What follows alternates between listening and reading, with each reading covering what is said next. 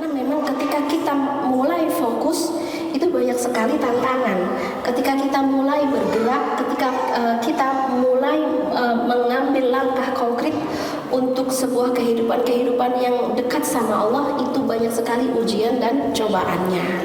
Makanya kita harus berani melangkah menjadi seorang yang fearless.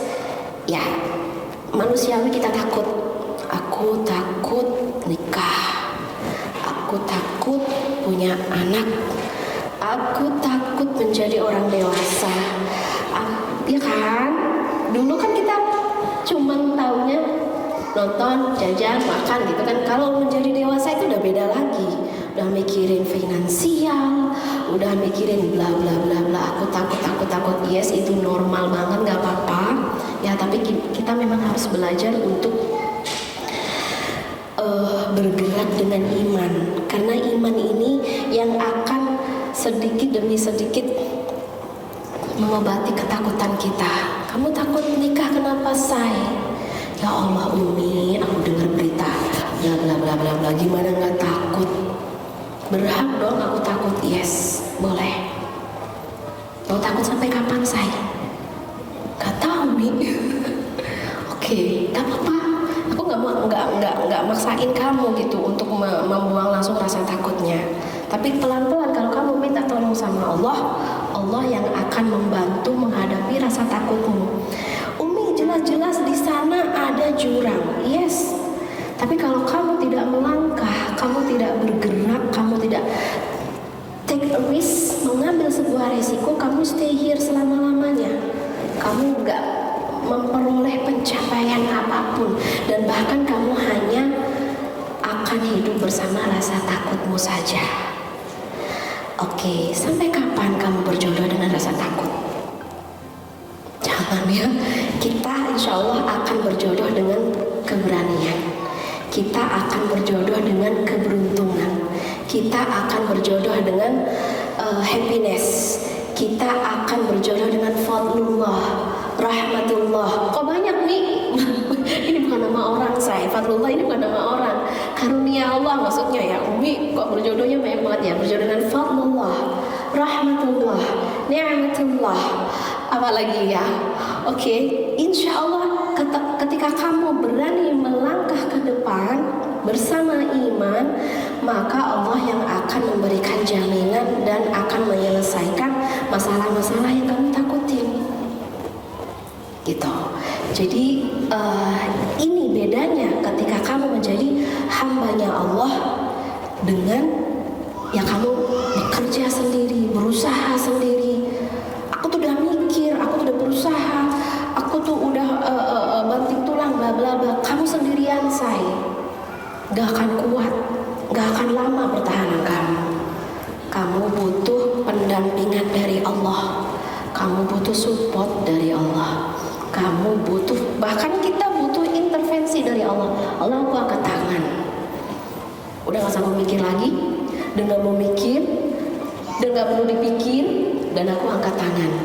Nah, ketika kita angkat tangan, orang-orang di sekeliling kita juga angkat tangan, gak bisa nolongin. Maaf nak, bunda gak bisa nolong, ayah juga gak bisa nolong, dokter gak bisa nolong, tetangga gak bisa nolong. Terus siapa yang bisa nolong? Ya, ini sunnatullah, stylenya Allah. Ketika manusia angkat tangan, maka Allah akan intervensi. Coba aja. Jadi kamu gak pernah sendirian, kamu gak pernah ditelantarkan. Coba aja. Ini orang tua udah angkat tangan, udah gak ngasih bulanan lagi, beasiswa dipotong, kondisi ekonomi juga, aduh, masya Allah. Ya, jadi iman yang akan mendekatkan kamu kepada sebuah hope, harapan. Dan harapan ini bukan ilusi, harapan ini bukan delusi, bukan sesuatu yang angan-angan doang, enggak. Ya, barang siapa yang berhusnuzon sama Allah, maka Allah akan realisasikan ya semua husnuzon, ekspektasi baik kita kepada Allah itu akan jadi realita kita. Apa yang kita pikirkan tentang Allah adalah kebaikan, maka itu akan jadi realita kita. Sebaliknya ketika kita kayak udah ragu sama Allah, bahkan sudah nggak mikir lagi, maksudnya kayaknya Allah udah nggak nolong ya itu yang akan terjadi, Allah nggak nolong. Jadi teman-teman yang dirahmati Allah, bermuamalah sebagai hamba Allah. Hai kamu teh, Insyaallah. Yang mana kita tadi? Masih di ini abadullah. Harus benar-benar sadar. Kalau kamu lemah banget, ini abadullah. Aku adalah hambanya Allah. Kalau kamu kuat banget, hebat banget, mencapai puncak karir, si paling pinter, si paling lincah, si paling cerdas, si paling disukai, si paling viral, bla bla bla bla bla bla. Kalau dia kehilangan energi atau spirit ini abadullah, maka dia akan kehilangan banyak hal. Semua yang dia miliki, kehebatannya, kecerdasannya, karunia Allah itu gak akan jadi apa-apa, gak akan gimana ya? Ya takutnya tadi seperti Bani Israel, ya tihuna fil ard. Dia sudah memiliki banyak pencapaian, dia si paling cantik, si paling bla bla, pokoknya si paling lah ya. Tapi kenapa kehidupannya gampang banget bosen, gampang banget kesal, gampang banget stres, gampang banget ya kayak orang hungry, lapar lagi dunia, karena life purpose dia bikin dia haus gitu. Karena life purpose dia dunia, sedangkan dunia ini semakin kamu teguk, kamu haus lagi. Coba teguk lagi, kamu semakin haus lagi. Emang nggak boleh ya? Dunia itu bukan untuk life purpose. Dunia ini hanya sebagai tadi media pelayanan kita kepada Allah Subhanahu wa Ta'ala. Harta kita sudah berapa persen untuk melayani agama Allah? Waktu kita 24 jam setiap hari sudah berapa persen untuk melayani agama Allah?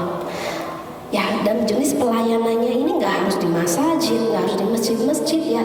Pokoknya semua aktiviti yang kamu kerjakan, kalau kamu niatkan di dalamnya adalah pelayanan, maka Allah terima.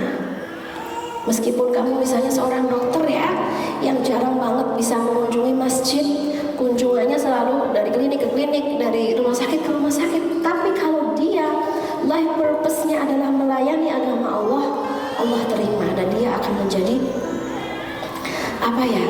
akan menjadi dokter yang paling menyembuhkan misalnya. Karena kan memang yang menyembuhkan bukan dokter ya, yang menyembuhkan adalah Allah Subhanahu wa Ta'ala.